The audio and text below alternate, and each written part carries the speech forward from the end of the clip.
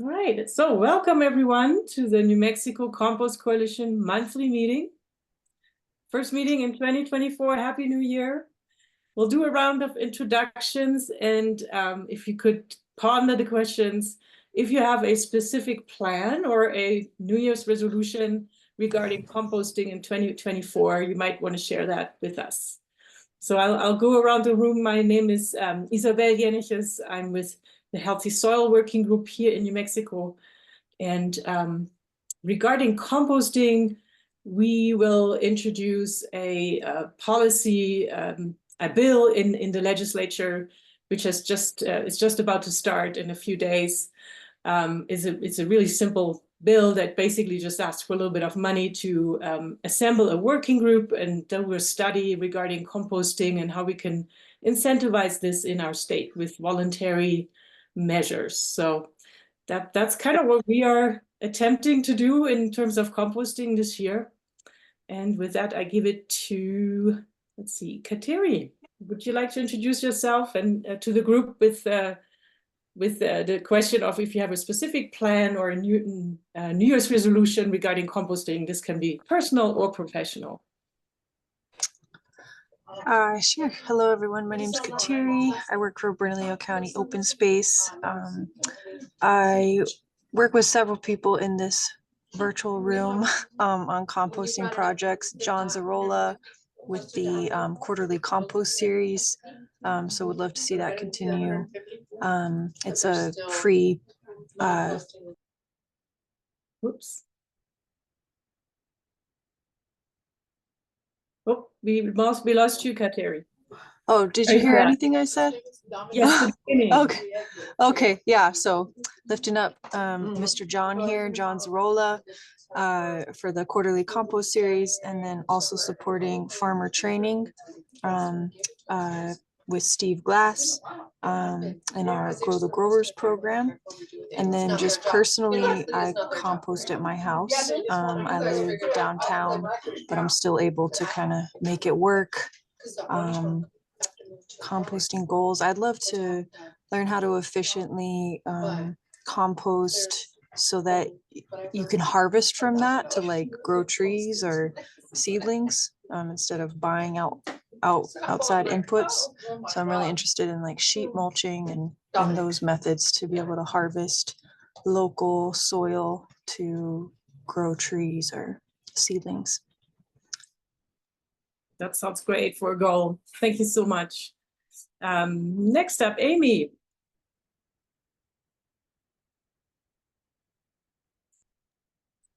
Hi, I work with the Mexico Coalition, and gosh, next year we're going to be working with I think hopefully 10 producers to do compost and biochar on site, including kind of marketing and grazing plans and kind of a whole suite of interesting stuff.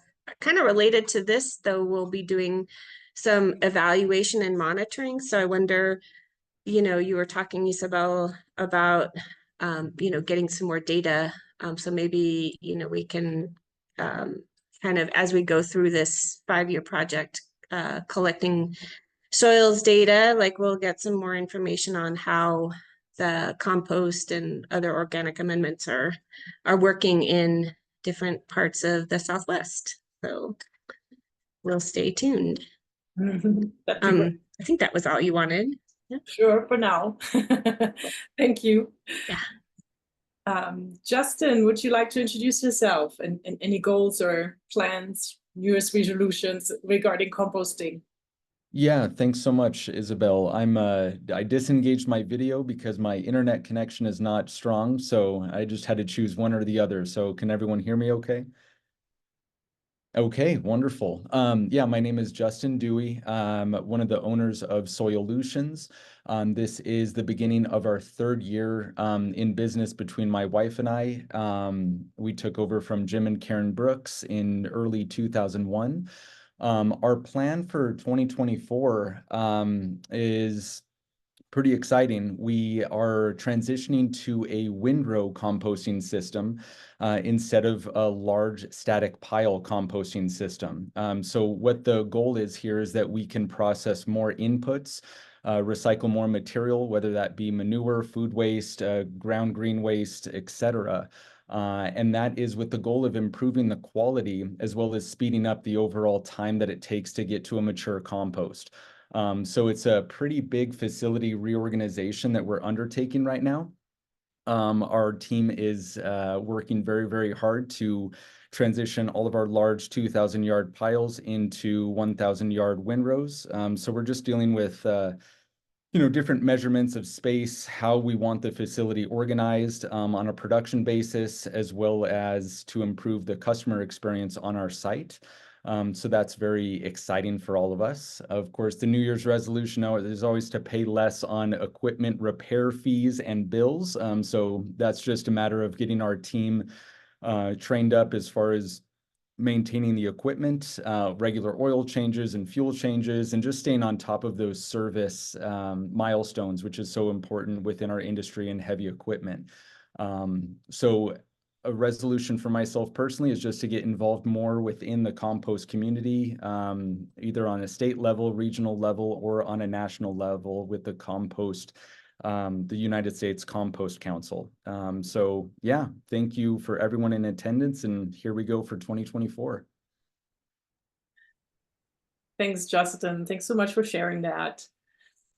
All right, I'm going to call on Christina next. Get this going. Hi there. I'm Christina Salvador. I work at Santa Fe Botanical Garden. I've been attending these meetings for probably over a year, maybe coming up on 2 years.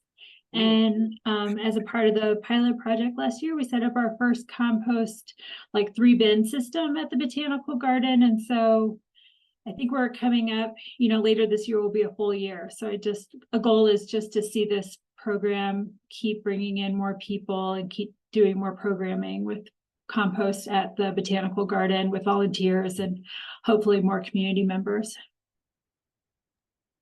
Awesome. Yeah, I look forward to that.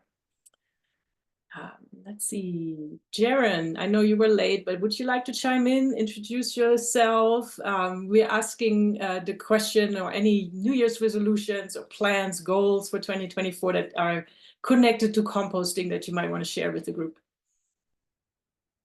Yeah, thank you. Sorry I'm late. I had another meeting right before this run late.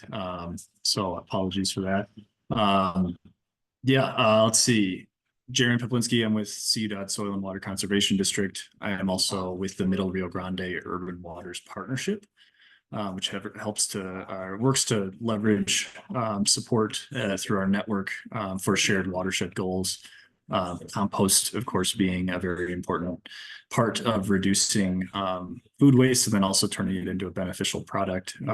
Working with CUDOT at the Soil and Water Conservation District, a lot of the work that we do kind of revolves around recognizing that water and soil are inextricably connected. So when we take care of our watershed, reintroducing that life in the way of compost, and then also cutting out, different, I guess, end goals for our food waste is of interest. New Year's resolution, what I hope to be doing this year. Feel like I haven't even gotten a chance to breathe since Christmas. So I would just say, getting more conservation work on the ground, helping lift up different urban waters priorities. That's always of interest. And then just trying to support where I can with all of the wonderful things that are happening. Awesome. Thank you, Jaren. Right, Jeannie, please go ahead and introduce yourself. Hello, I'm Jamie Wells, and I live in the Four Corners area, about 2 miles from the Colorado-New Mexico border, 20 miles from Durango. We got about 8 to 10 inches of snow yesterday, but today it's bright and sunny and beautiful. I am right on the Animas River. It's gorgeous, and couldn't be happier with the snow. And I have just started my small farm work and do have a compost pile. Do want to expand it. And for me, my goal is to get people in the Cedar Hill area and in my area, which is called Riverside, to do more composting and understand the benefit and importance of it. Yep, we do need a whole lot more of that. Thank you, Jamie. And I'm gonna hand it over to Jeannie. Please introduce yourself. Oh, it's Ini. Okay, sorry. It's okay. Hi, I'm Ini. I'm just a citizen who loves composting, and I used to work in a different area, and now I'm trying to shift my focus into composting groups. You know, I do home composting with different methods, and I finished the Master Composters program last year, and then so now I started like implementing that at home, and then collecting food waste from the neighbors, and then trying to like, you know, just pass on like what I've learned from the Master Composters program, and then just bring more awareness of composting into the neighborhood and communities. The resolution for 2024, and I'm hoping to do more like work with groups and individuals who are also interested in composting and waste management, and kind of shifting my career focus into this area. And Sandra West actually forwarded me the email invitation, so I'm hoping it's okay for me to crash the party. You're not crashing. We would love to have you. This is definitely an open group, and yes, your goals are right on. This is what we really all need to do more of. Thank you so much. Thank you. I'm handing it over to Steve Glass.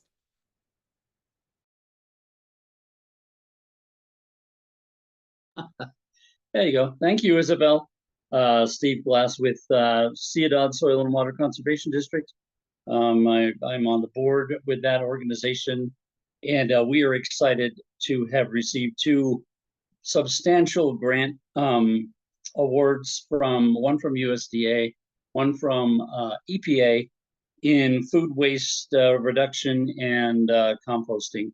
That, you know, that's going to have to be my 2024 resolution, is to successfully see those 2 significant undertakings through. I think they're 2-year projects, but we'll be working with APS and with the city of Albuquerque, and hopefully with the Compost Coalition, and maybe with Soyolutions. I'm proud to say that Justin is my son-in-law, and his lovely wife is my daughter, and I'm so proud that they're the very, very successful owners of Soyolutions. I have seen remarkable changes happen there. And it's nice to see a lot of familiar faces. Ini, in fact, just encountered Ini for the second time at a Master Composters luncheon just here in the last couple of months.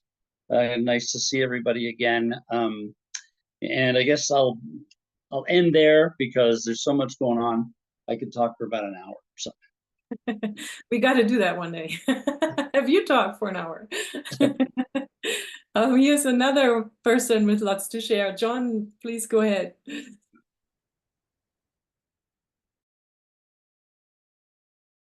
You are muted, John.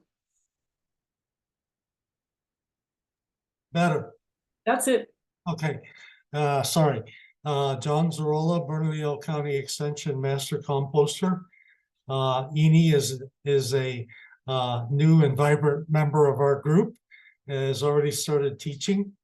And so we're going to continue to do that. I think we have at this point 6 classes already listed into 2024, which are open to the public.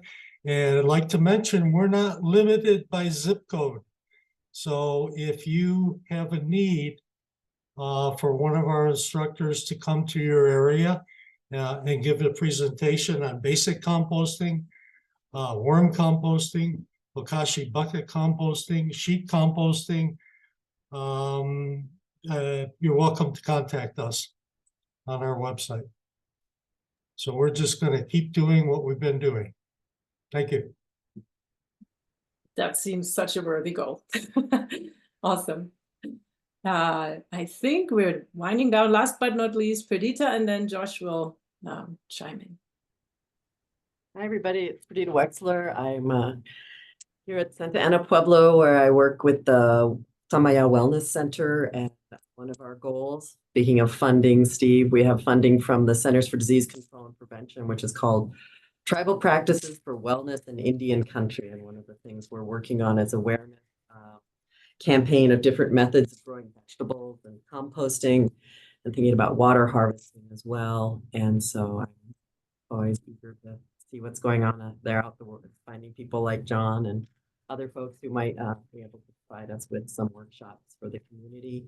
And speaking of Soilutions, we've just, Walter Dodds, who formerly worked for Soilutions, is now heading up our agricultural enterprises here. Heading up, I should say, our vineyard, which is under the agricultural enterprises. So I'm excited to have a passionate person about composting staff. I just had a chance to meet him today. So yeah, thanks for having me here. Great. Thank you, Perdita. I hope that will be a fruitful year for everyone, really. So thanks for sharing, everyone. It's really so inspiring to see you all and to hear what you are up to do for the coming year. Very much appreciated and needed. So without further ado, I will hand it over to Josh Weybright with Brightway Ag, and he's going to give us an introduction to the Soil Food Web. Josh is a certified consultant and lab technician, and the Soil Food Web is a network of organisms living in soil ecosystems that include plants, bacteria, fungi, and protozoa, plus a host of larger predatory species and shredders. And we'll get to know a couple of them. So go ahead, Josh. All right. Well, Isabel's kind of giving me a little bit more credit than I deserve. I'm actually still working on my consultancy with the Soil Food Web School. I am a certified lab tech, but the next level is that consultancy. And that's part of my composting goals for this year, actually, because part of that program is you have to have a hot compost pile that gets hot enough for long enough. And there's different metrics you have to achieve. And my piles on my second turn get within about 10 degrees of where they're supposed to be, and then they just kind of peter out. So that's my composting goal and what's keeping me from finishing my consultancy. But we do have in this group Casey Williams, who is a certified consultant with Soil Food Web. So shout out to Casey. I actually put his contact information at the end of my presentation. So if anybody would like to get a hold of him, I was hoping he'd join us today, but here we are. So I'm going to share my presentation here.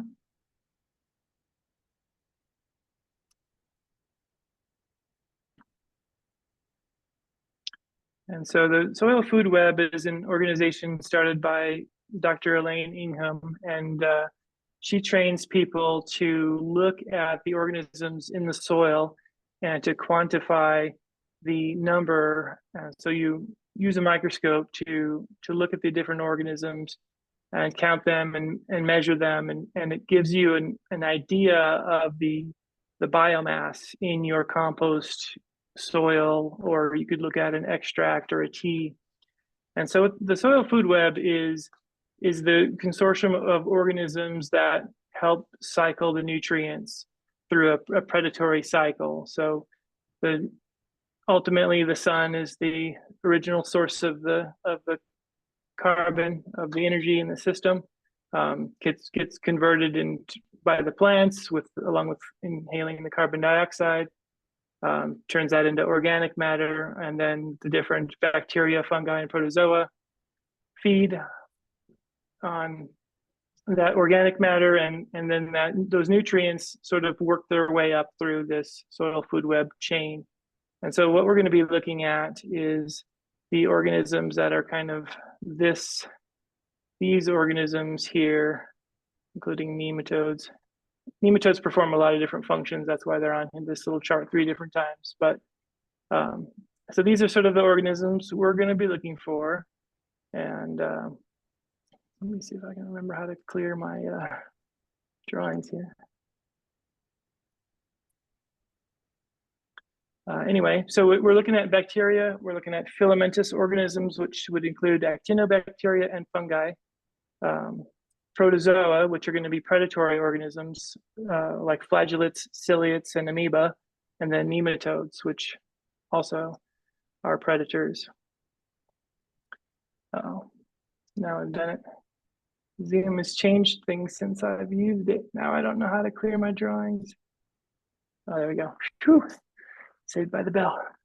So these are the different bacteria that you would find in the soil. These are the sort of the different shapes that you'll encounter.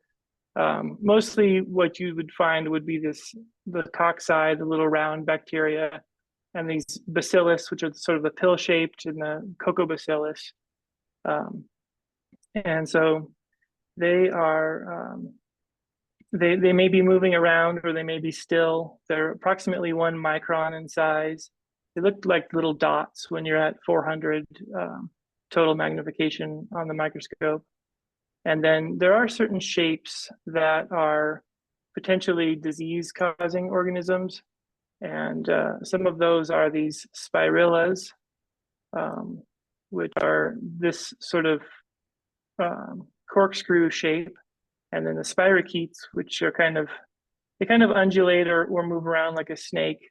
And then these little comma shape and vibrio forms can also be potentially disease-causing. But the thing you have to understand is it's all about context when it comes to soil. You may find 1 or 2 of these organisms, and it's not going to be a big deal. But if you're seeing a field of view on the microscope that's just absolutely full of these potential disease causers, and that's a pretty good indication that your compost or your soil has gone anaerobic and that you might be growing some undesirable organisms. So we really want to try to keep everything aerobic and just keep an eye on that. You'll see these different functional groups show up in the soil when things start to get all their oxygen used up and there's not a lot of flow through the pile.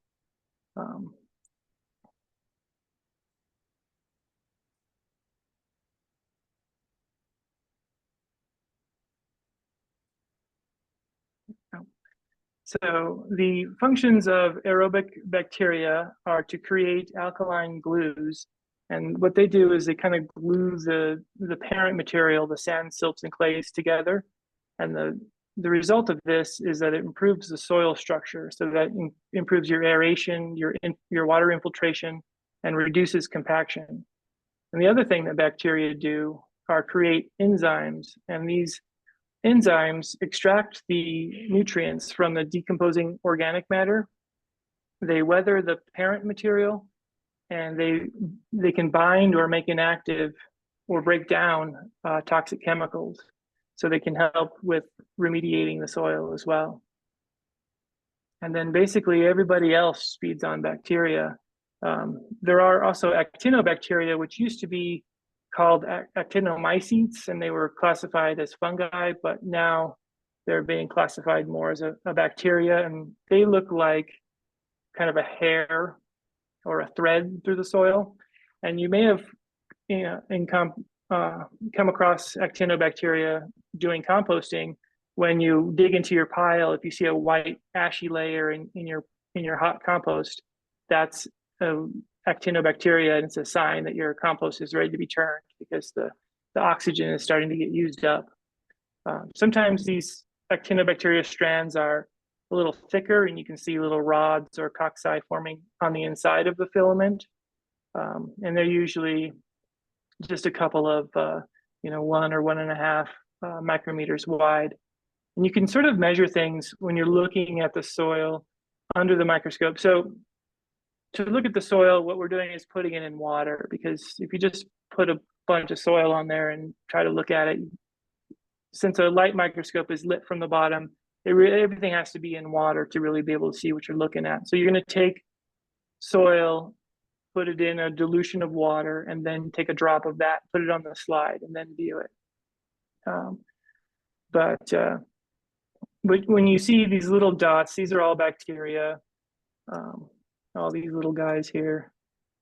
And those are about 1 micrometer wide. So when you get one that's really sharp, like this is really in focus here, these softer ones are sort of blurry. And then when you're focused out even more, when it's unfocused, it turns into these kind of white, they kind of have these little halo or bubble looking.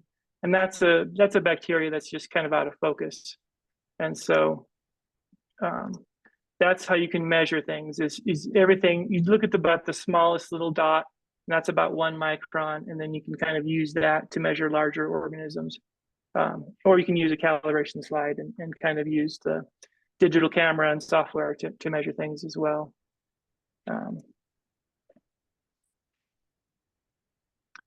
And so the next organism that we look for is these saprophytic fungi. And these are the, like the composting, oops, there. These are the composting fungi.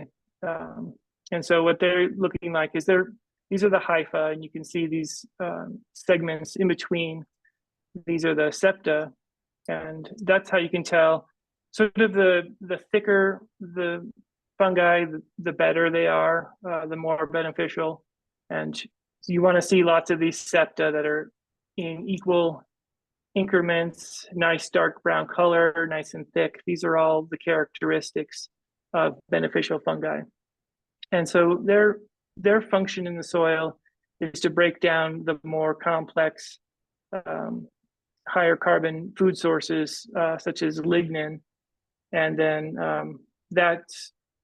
all of that carbon is released when those are consumed by nematodes and the larger organisms.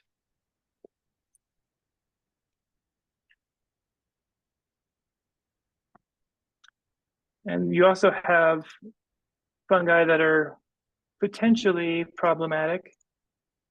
This is a picture of probably a wilt, blight, or a mildew. And so when you have these fungal hypha that are clear and they've got kind of bubbles and things inside them, or they have this kind of a lumpy, bumpy kind of appearance, or if they're growing in these tangled wefts, those are generally an indicator that you have a disease, a potentially disease-causing fungi. And it's important to also remember that these are generalizations.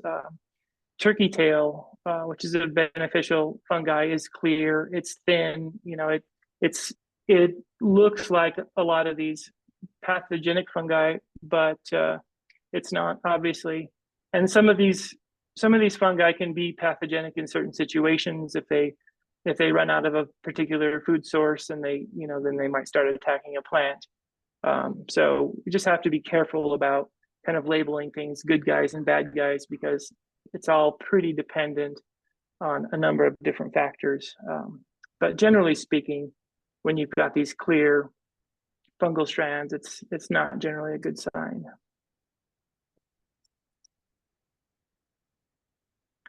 So moving on to the protozoa, flagellates are single-celled organisms that have these little whip-like appendages that propel themselves around, and they kind of have sometimes they've got kind of one sticking out each end, and they're filter feeders. They're cruising around in the soil solution and feeding on bacteria and moving those nutrients through the cycle. And you can kind of tell them by their bumbling motion.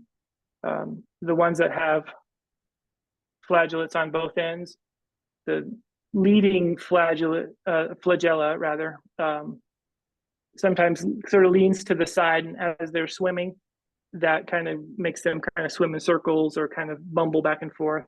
So it's a real distinctive motion. They're really small. They're slightly larger than the bacteria. They do range in size, but most of the ones I see are pretty small. And it's really hard to see. This is a photo from the Soil Food Web. I don't have a good picture of a flagellate where you can see its flagella, because unless they're really big, it's really hard to photograph the little appendages. And they're usually moving around pretty fast too. And they can be round, they can be pear, teardrop, banana shaped. And so these guys are an indicator that your soil or compost is aerobic. They prefer the oxygen-rich conditions. And if you see a ciliate, so a ciliate is similar to also a protozoa, a protist. It has little cilia or hairs around its body. And these guys are usually zooming very fast, and they really like anaerobic conditions. So if you're seeing a whole lot of these guys, that's probably a good indicator that your soil or compost has gone anaerobic. If you want to see a lot of these cilia, you can look at pond water or your fish tank. You'll see a whole bunch of these guys cruising around. And they're generally larger than most other types of protozoa. And they can be pretty neat to look at, but not terribly desirable in your compost. And then amoebas come in different forms. You've got the naked amoebas, and then so some of these can be really bad. These are like the type of amoeba that they, like the brain-eating amoebas that you hear about sometimes. Those are naked amoebas. Obviously, they're not all pathogenic, but there are some of them that you have to be careful. This is one that's kind of pulling around a little fungal spore here on the left. And they kind of ooze around. They don't create a shell like the testate and the arcella, and they're typically clear. Arcella and testate amoeba both develop this little shell, and the testate amoeba have a little pseudopod, a little foot that comes out, and they kind of use that to move around and to collect food. And they're pretty prevalent. I don't see a lot of arcella, but testate amoeba for sure. We'll probably see quite a few of these when we look at, I've got a vermicompost sample for us to look at, and we'll probably see a whole lot of those. They're a very good sign. The testate amoeba are indicators of very healthy soil and compost. And you've got your larger predators like your nematodes and your microarthropods. And nematodes, it's estimated there's maybe 10,000 or more different species of nematode. So instead of trying to figure them out on a species level, which is pretty much impossible, and even for nematologists, without using DNA or something like that, we classify them by these different functional groups. And so you can sort of get an idea of what they want to eat by what their mouth parts look like. And so and all nematodes are beneficial except root nematodes. Root not nematode or root feeding nematodes can cause a lot of problems for farmers growing crops. If their soil conditions aren't good, you can get a lot of root nematodes growing and causing problems. So those particular types of nematodes have sort of given the entire class of organism a bad name, but really they are super beneficial, and they're a really good indicator of good soil conditions. The photograph here is a bacterial feeding nematode. You can tell it's kind of like these square mouth parts, sort of parallel. Can't see my green line on there, but there's sort of this narrow mouth part, this parallel structure. And then you can look down the esophagus and you see these different bulbs and swellings, and you can identify those sort of by what their esophagus looks like. And we'll probably see some nematodes as well. And then you've got your microarthropods, which like the soil mite here on the left. I took this photo with a well slide. It's a slide that has a little divot in it, so you can see some of these larger organisms without squishing them. The springtail on the right was squished when I put the cover slip on there.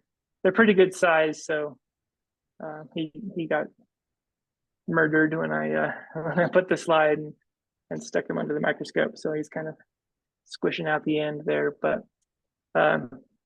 these guys are really good. indicators that you have a healthy soil. And they really cycle a lot of nutrients because they can eat a lot of the other smaller organisms.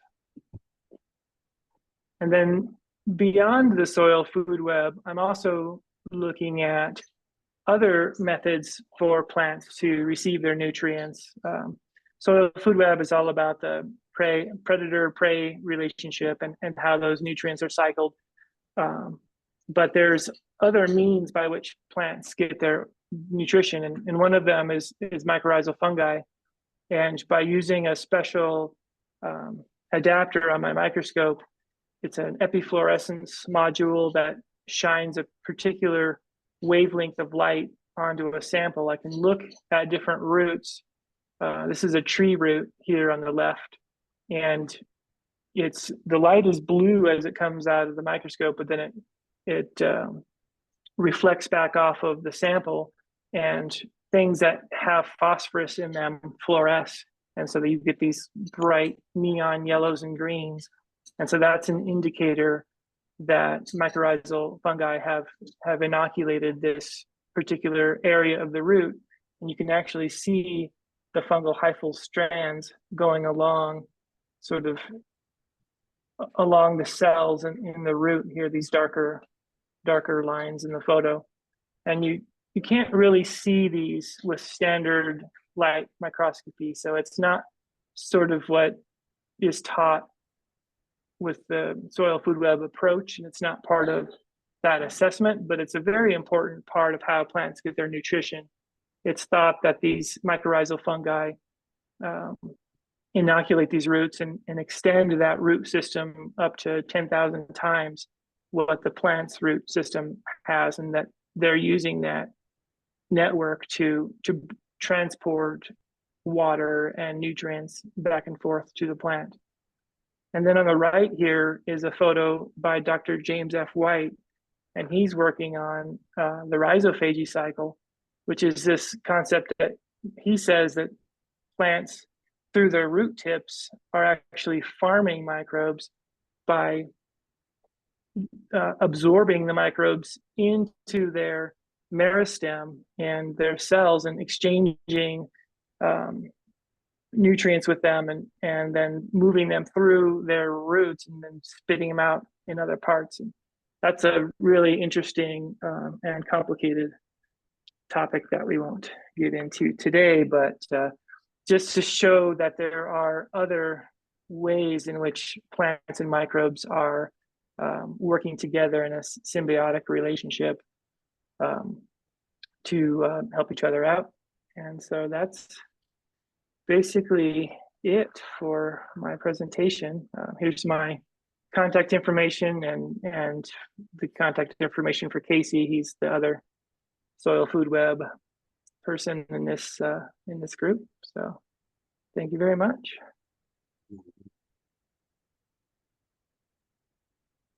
Fascinating. Thank you, Josh. I always say that soils and compost, we have a public relations problem because we can't see the life in the soil, right? So I really appreciate you making that a little bit more visible. We can have maybe a few questions, and then you wanted to also show us live on screen how to take a soil sample under the microscope, right? Yes, I do want to do that. Okay, fascinating, great. Yeah, Absolutely. so if anybody wants to chime in and make a comment or has a question.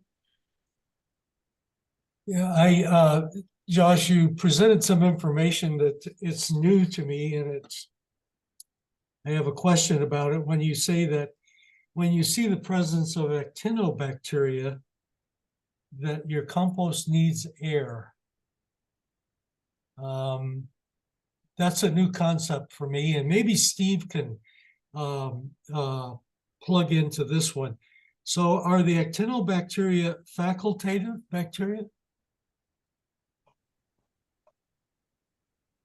John, I will let Josh answer. I don't want to jump in.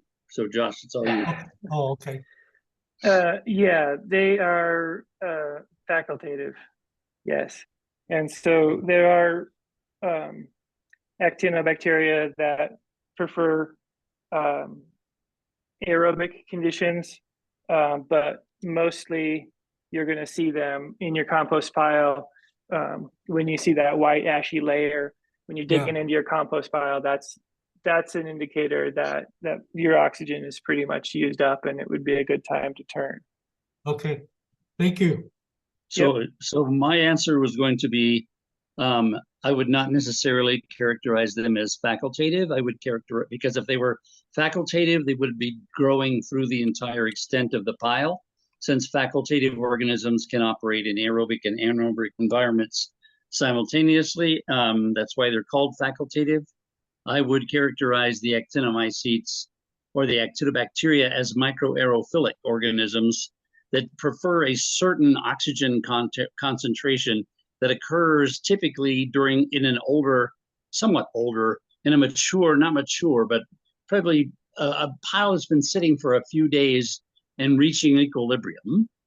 You're going to find that the oxygen tension in the material is very high near the surface and very low in the depth. And what the actinobacteria are going to do is find that exact point within that column where their preferred oxygen level exists.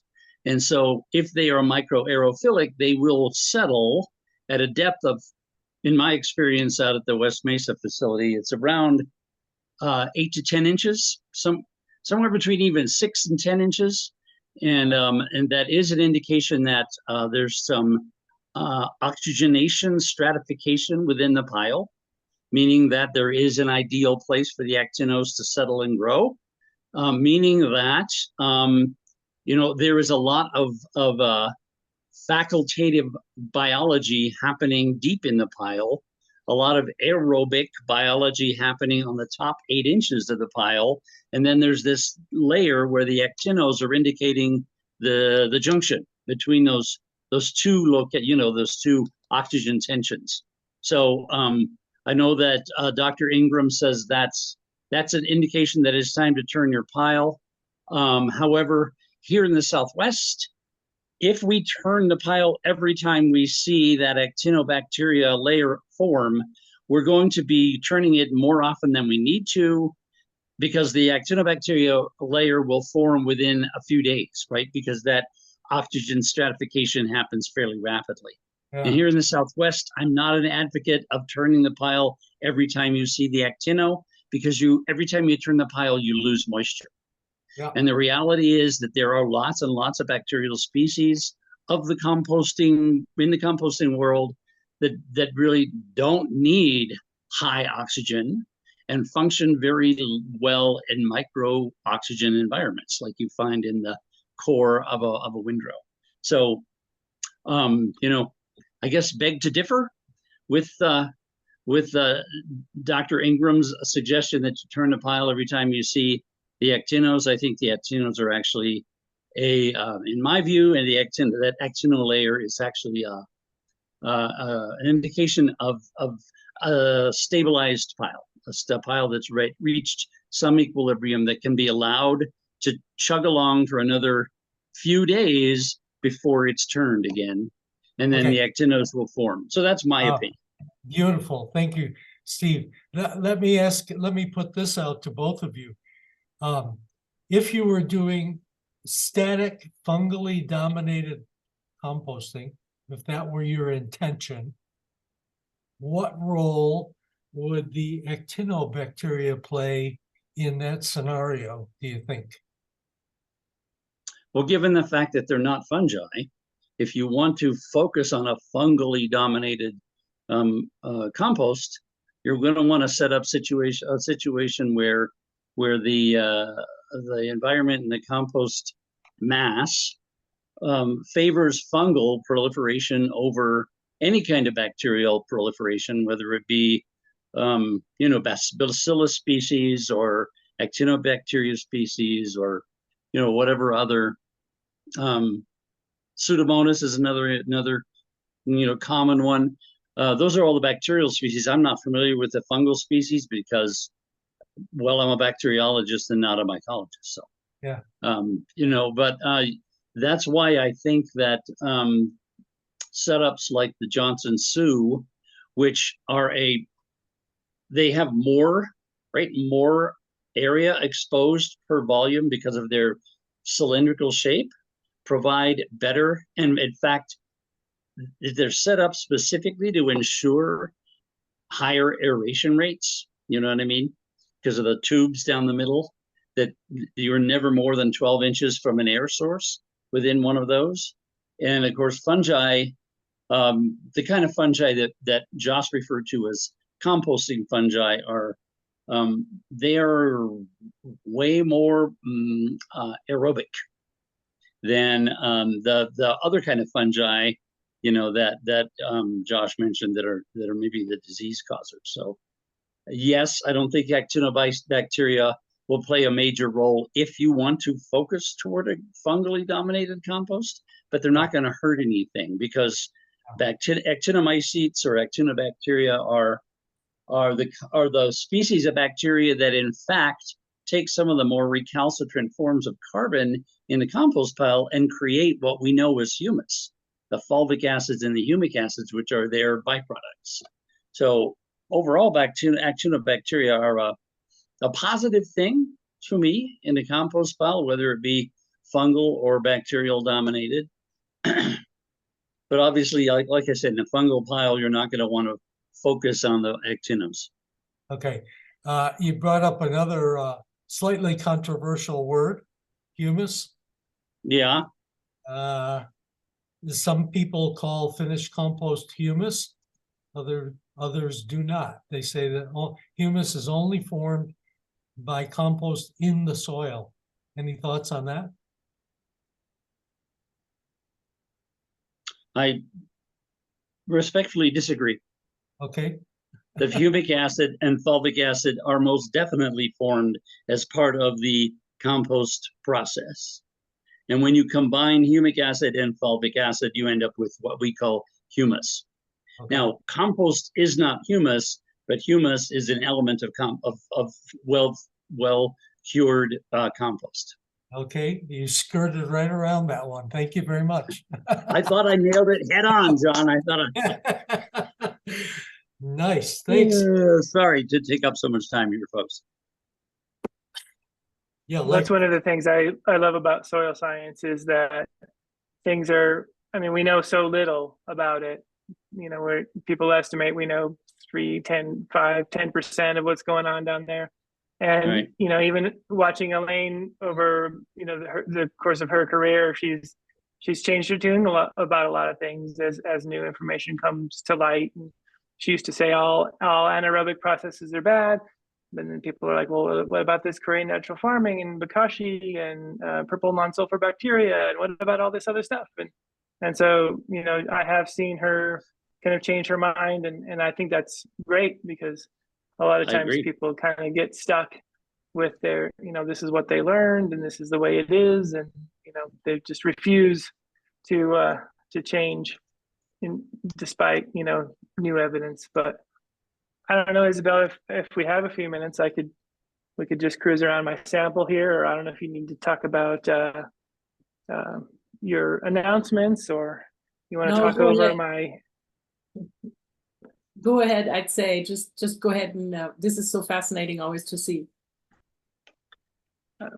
So this is a vermicompost that Casey supplied for me, and we've been doing some testing. We like to test each other by looking at the same sample and running tests and comparing our results, just to see how close or not we are, which is always fun.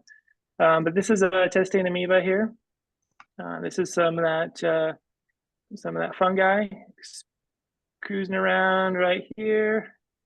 Is I'm going to call that a flagellate. It's either a flagellate or a ciliate, but because of kind of how it was bumbling along, I think it would be a flagellate. And then this is likely actinobacteria here. These couple of little strands. This is one of those humic compounds, those micro aggregates, chunks of organic matter and parent material kind of glued together by the microbes that create that soil structure. So that's pretty good to see protozoa and fungi and bacteria all present in just the very first field of view here. So this is some pretty good quality compost.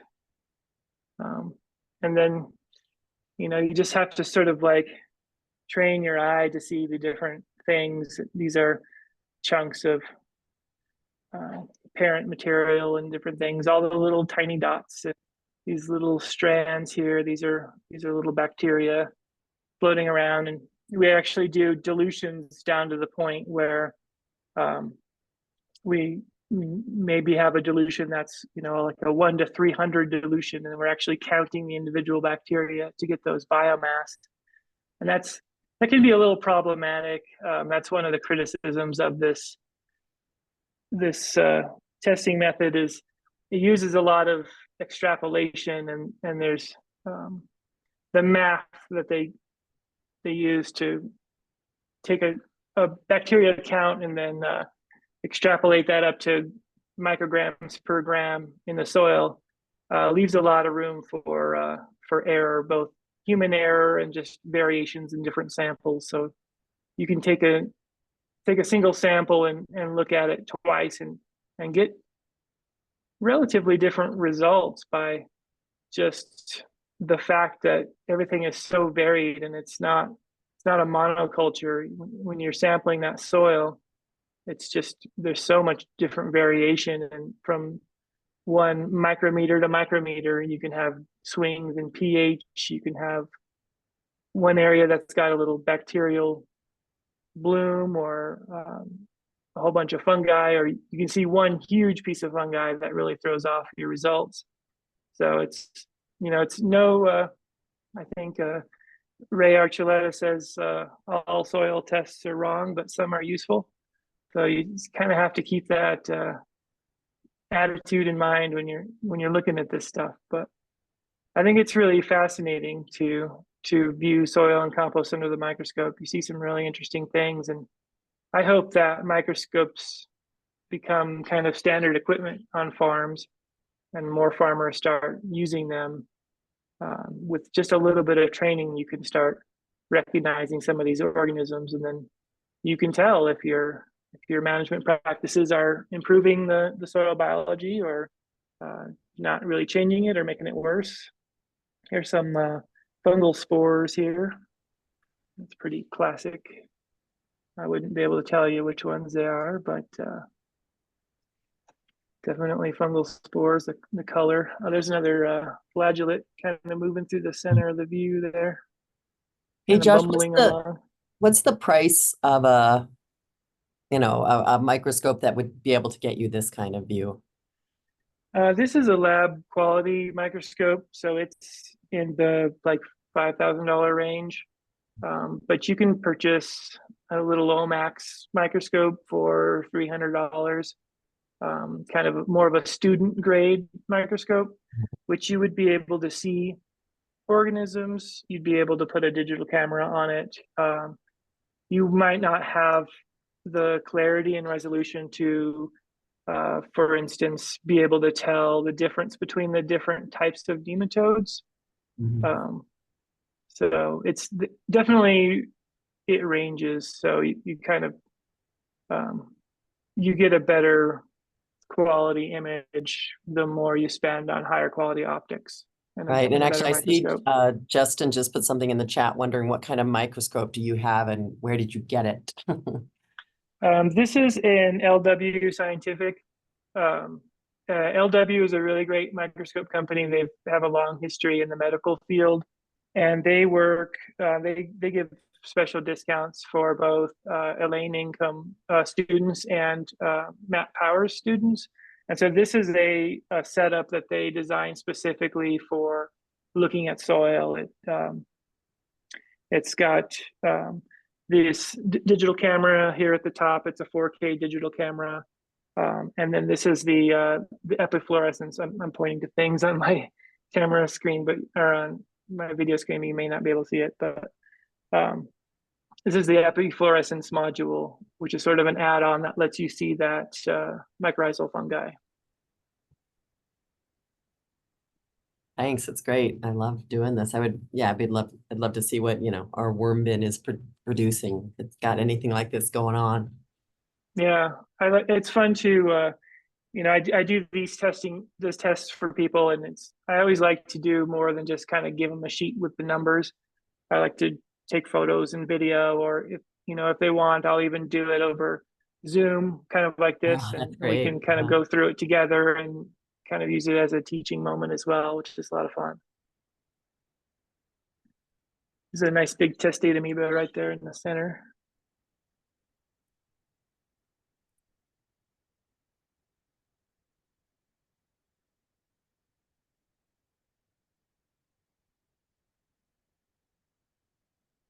But you can see the humics and the fulvic compounds by their color. The humics or the fulvics have like a honey color, and then the humics are more of the darker brown. So these are all those kind of like aggregates that are glued together by the different organisms. There's another fungal spore there.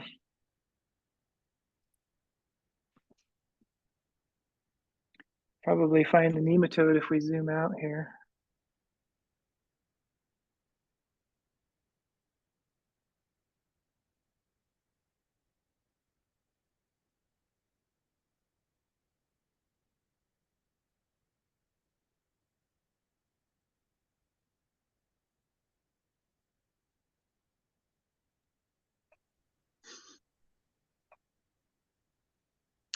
What's your preparation for this microscopy, Josh? I mean, how much compost to how much water?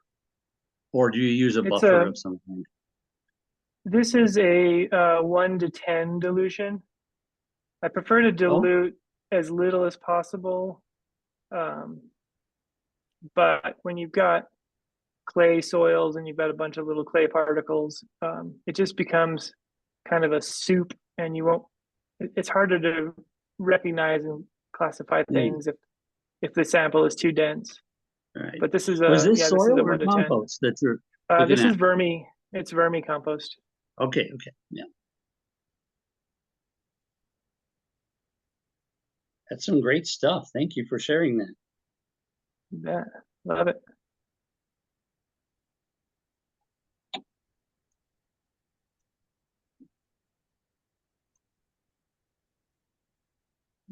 Interesting something there. I have no idea what that is. You see a lot of microplastics, unfortunately. Mm. And that's another use for the epifluorescent is you hit it with that fluorescent light. That's probably a piece of my shirt when I was cleaning the slide. But you can turn on that fluorescent light, and if it really glows, then it's definitely a microplastic. That's interesting.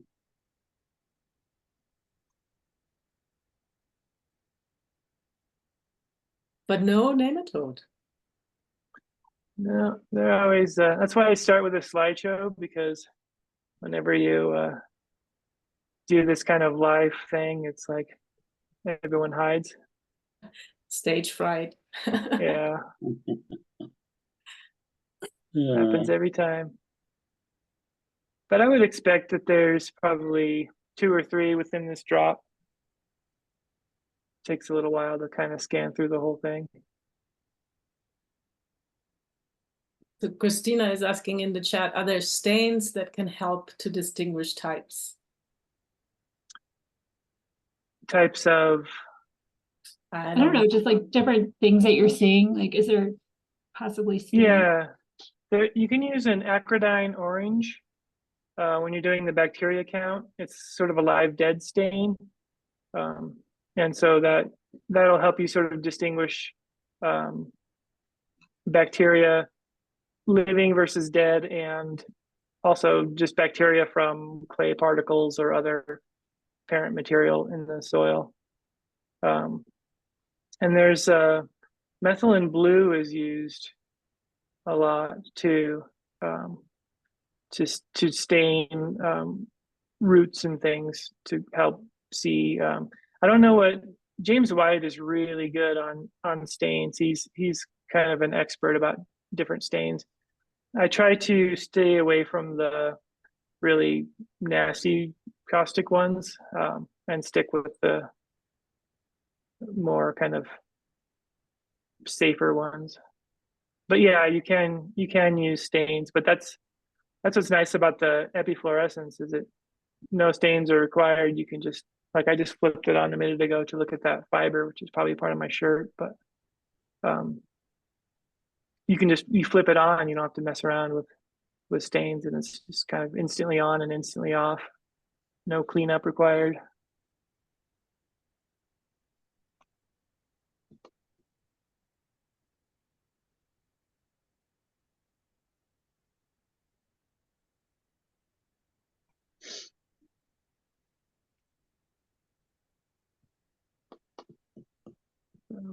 Lots of cruising around the soil, looking for stuff.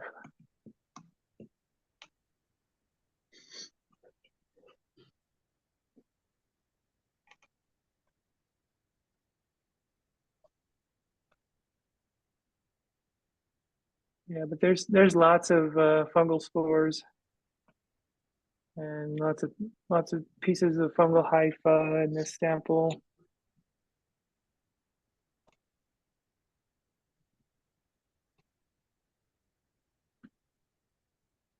So it's pretty good. Any other questions?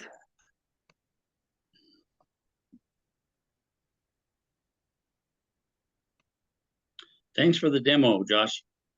Pretty cool. Very welcome.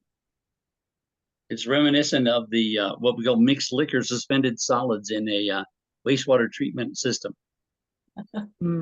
Looks a lot like that when you put it under the microscope, to be honest. Yeah.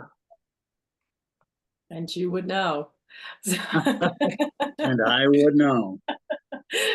Well, thank you, George. There's a lot of thank yous in the chat too. So take a look when you can. Really appreciate that. Thank you, everybody. Have a great rest of your afternoon. This has been awesome. Thank you, Josh. I really appreciate it. You bet. Thank you so much. Thank you, everyone. See you.